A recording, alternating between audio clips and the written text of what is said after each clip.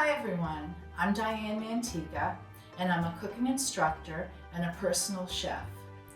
My grandmother Francesca came over from Italy and brought all of her family recipes. As a child, I cooked by her side and learned her techniques. I'm so happy to be able to share all of these secrets and tips with you. Welcome to my Italian kitchen.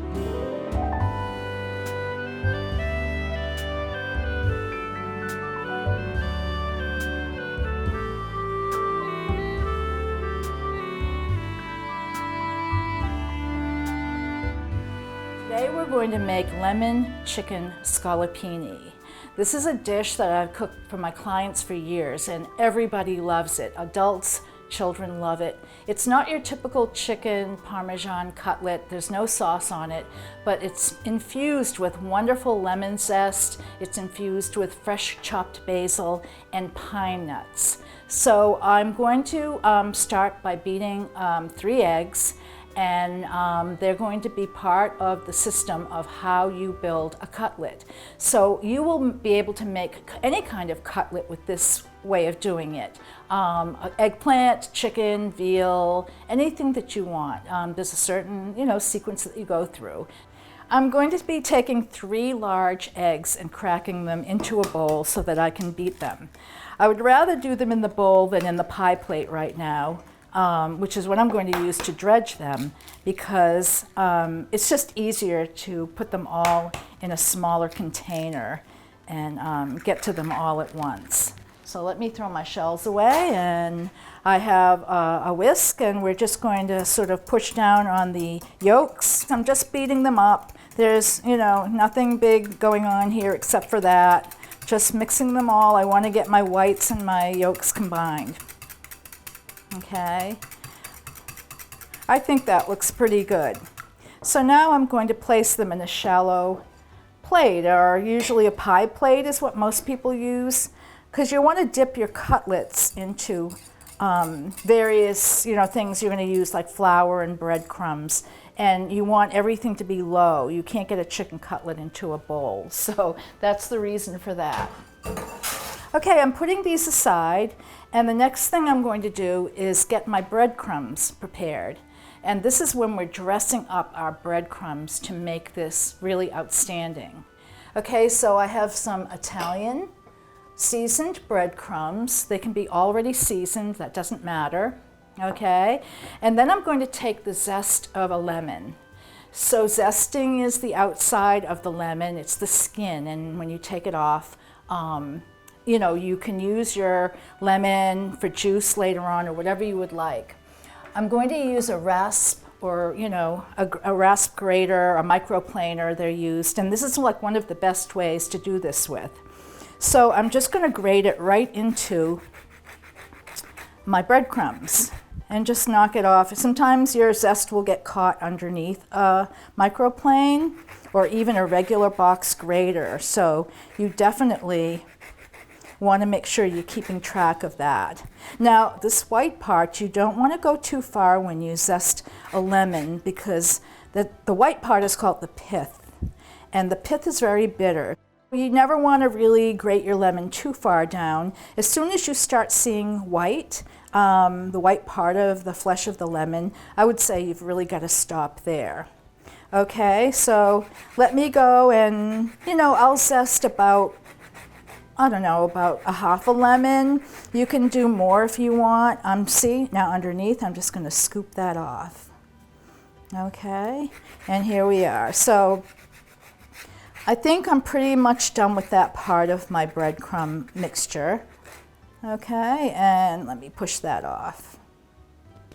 Okay, it's kind of sticky here, but it will blend when it's time, okay?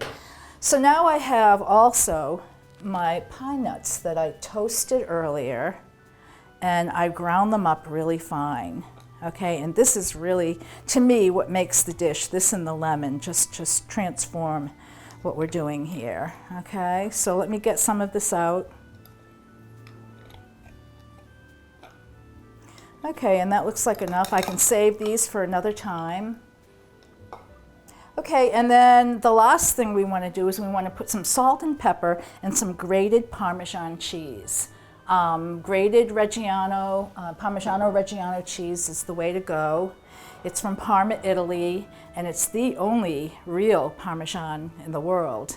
And you can see that it's been burnished on the side. It's made in these huge wheels, and it's aged for 2 years. And in Italy, you just use it as you go. You don't grate the whole thing and use it for a month. You just grate for that recipe, or you grate for that dinner that night.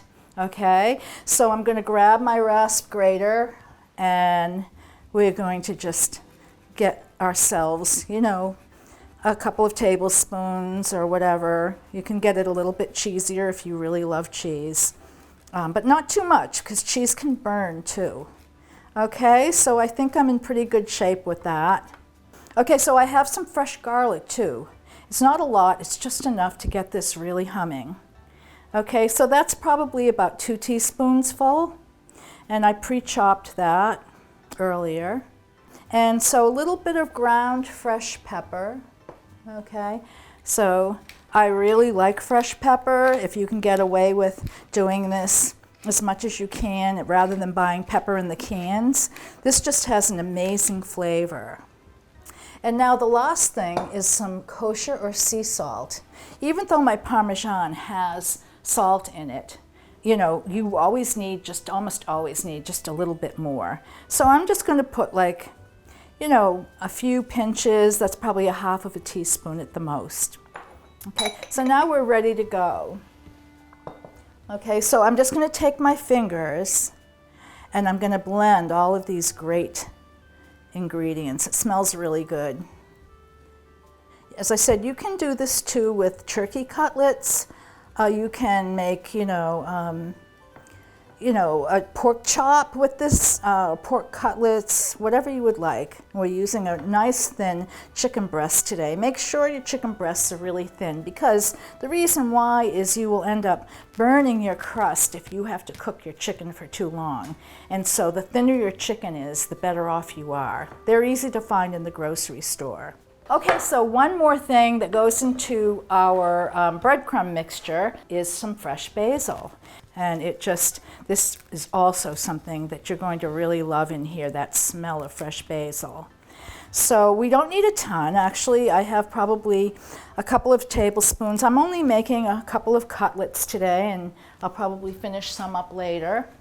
And I'm going to take my basil, and I show this, to my students, and I'm going to roll it up into like what's called, a little cigar shape. And then I'm going to slice it, and it's going to turn into ribbons, but what I really want is to cut that down even more, because I don't want basil, long pieces of basil in my my breadcrumb mixture. I want it to be finer. So here I go, I'm grabbing the rest, and just like roll it up if you have to, or you can just chop your basil in a big pile on your cutting board. Okay, and it's a lot more than it looks when you start. So I can use the remainder to garnish, to sprinkle on top, or having a pasta dish with this would be great. So now I'm pushing everything all together. And I want to get this a little bit more refined. Okay, so I go sort of that crossword puzzle cut where you keep going this way and that way. Okay. And I'm going to push it together like one more time. And I'll probably just use about half of this. There. Okay, so let me grab some of this basil, and we're going to put it into our breadcrumb mixture. We're going to do a little bit more onto this because I think it can definitely take it. Okay, and that looks great. So here I go, mixing it up with my hands again. Don't be scared of using your hands. I think Julia Child always talked about that. We kind of get nervous about doing that, but as long as your hands are nice and clean, they're the best instruments you could use in the kitchen, cooking utensils, really, most of the time. So now I'm going to show you how to assemble a proper cutlet, and then we'll go to the stove and we'll saute them. Okay, so you can see I have a system going on here, and this is what you want to do to make your cutlets. You start out, of course, the first plate is with your raw chicken cutlet, and you've got flour next. And what the flour does is it seals up the chicken before, it gets into the egg. And then finally the breadcrumbs. And have a plate nearby where you can have your chicken cutlet that's all prepped, ready to go for the cooking. Let's start with one, and using tongs are the best bet because your hands get really funky and muddy. If you've probably made cutlets before, you have seen that happen. So I've got one here, and I'm going to dip it in my flour. Okay, and just really coat it very well, because this is the thing that's going to seal it all up, and it actually seals it up in the beginning, so your cutlet remains really juicy and gets really crispy. So then it goes into the egg mixture. Okay, give it a little swipe, flip it over. If you find there's some flour left over here, which happens a lot, give it one more flip, but be really delicate. You don't want to manhandle this. You want this to be the way it is. And then the next thing you do is just pop it in your breadcrumbs. At this point, I usually take my hand and I just sprinkle the breadcrumb mixture all over the top. You could try and use the tong too, but I really like doing it this way. And then I'm going to flip it and really give a good coat to the bottom, even though it already had crumbs on it. I really want it to be thoroughly coated. Flip it one more time. If there's any wet spots on your cutlet, just you can feel them out, but try not to touch this very much. Try not to handle it much. So we're going to bring the cutlet over and get it ready to fry. Okay, so let's finish these guys up. So once again in the flour, this is just a really little one here. So you can really do different sizes if you get that in your package when you purchase them. And into the egg. Okay, and make sure it's thoroughly covered like we talked about. And now into the breadcrumb. This is where, once again, I can grab this with my hands and really do a good coating. You don't have to press down. I would not really press down on this. You want your crumb mixture to kind of float on it. It's there, believe me. And now that's another one ready to go. Okay, so I'm going to finish these up. So into the flour, and make sure it's totally covered. Okay, and then into the egg.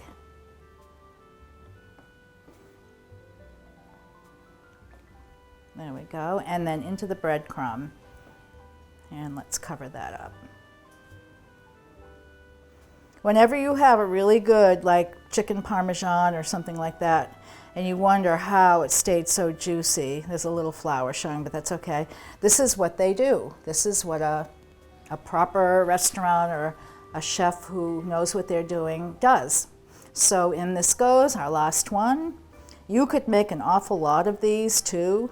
A big pan full. And for my clients, they freeze them a lot of times, and they freeze very well.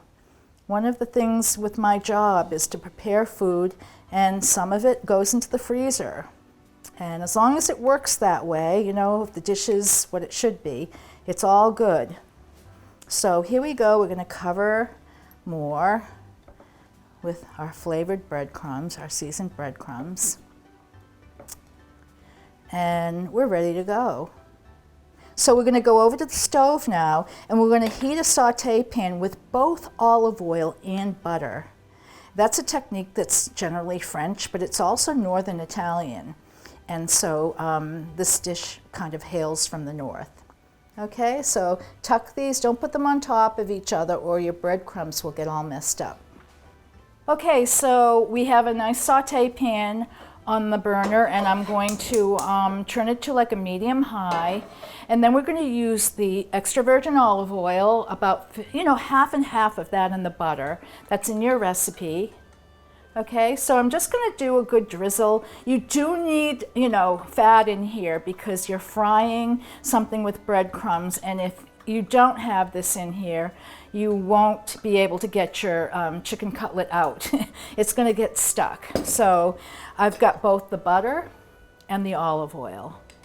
Okay, I like to use unsalted butter. I'd rather put salt in my dishes afterwards. That's my preference. You know, everybody's a little bit different. So we have about, you know, a tablespoon or so of butter and about the same probably with olive oil. I just want to see some kind of a pool in here. You never want to burn it.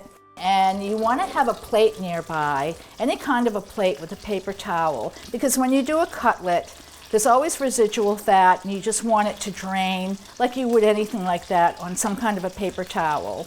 Okay, so I'm putting that away from the burner and I'm going to grab my tongs and I'm going to fill my pan up with my lemon chicken scallopini. I can only fit like 3 cutlets in here. Don't crowd it too much or the cutlets won't be able to brown properly. I turned my heat down. I didn't want to burn my butter, so I'm turning it back up now because you do want to get a nice brown crispy bottom on this. Okay, so let that kind of sizzle away and then I'm going to take a peek and see what's going on underneath. And I want to see whether it's turning brown. So we're going to just turn this up a little bit. I don't want to burn the butter. Once again, I want to be a little gentle with it. You kind of can see sometimes a little bit of the edge of the cutlet that starts turning a little bit brown, but the best way is just to peek underneath. Okay, let's take another little quick look and see. No, I think we have to go, it's starting, but we really have to let that go a little bit more so we have that crispy thing going on. Okay, so I'm going to flip the skinny ones first, the really thin cutlets, and I can already feel, oh, look at that. Look at that beautiful brown on that. And it feels, you know, like it's firmer. It's not as floppy as it was when I put them in. And so probably I'll do this large one too. Yep, that's certainly done on that side. I'm not saying the cutlet's done. So let these go a while longer. Chicken is generally about 3 or 4 minutes on either side. That's for a pretty thick chicken breast. But these are cutlets, they're thinner. And of course, you don't want to burn them. You know, you only want to cook them so much. You can finish them off in your oven at about temperature, say 375 on a cookie sheet if you're worried that they're raw inside at all. You can also use a thermometer. Okay, so I've turned my heat down too while I've been talking because when you have fat in a pan and you know your temperature's on high, your fat's going to get really, you know, overdone. You know, it's going to sizzle and might burn. So you've got to be really careful. I'm going to start taking a look under the thin cutlets, the skinny ones, and see what they're looking like. I have a feeling that they're probably ready now. All right, so I'm going to grab my plate that has my paper towel, and I'm going to pop this on and see how beautiful and golden that is. And the same here. And I think this one here is probably going to be done too.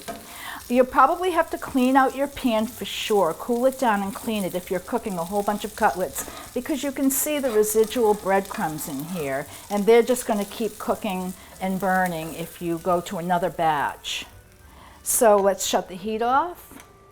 And let's bring this over to the table and I'm going to show you how to plate it and how to garnish it. Okay, so we have our cutlets cooling down just a little bit on the paper towels and absorbing any of the excess, you know, olive oil, butter. And what you can do too for company, if you make a whole bunch, is put them all on a cookie sheet and put some foil over lightly and warm them in your oven on really low to keep them nice and hot and fresh. But we're going to plate this right now. So let me grab my tongs and I'm going to grab, you know, we'll grab a couple of them actually. And who knows, maybe someone wants 2. Okay, and then this is traditionally served with cut lemon wedges. So once again, this isn't really meant for tomato sauce. It stands by itself, and the lemon in it would be kind of a little bit funky with the tomato sauce, but you could do it. I also still have a little bit of basil that I chopped earlier, And it's kind of cool to sprinkle a little bit of that on top. It looks really pretty. You don't have to do this, but I had some, so why not? And then I'm going to take a fresh lemon, the one that was not zested, okay? And I'm going to cut some lemon wedges. I would cut these lemon wedges in half one more time. Okay, it's easier to squeeze one of these than it is to squeeze a half of a quarter of a lemon or whatever. So you can serve your lemon chicken scallopini this way to guests, and you can have some pasta on the side or risotto or just some good vegetables. You won't really have anything like this, because it's a very unique recipe, so I really hope you're going to enjoy it and cook it in the future for your family and for your friends. Thank you for joining me today. I hope you had fun, and I hope you learned something, and I hope to see you again in my Italian kitchen.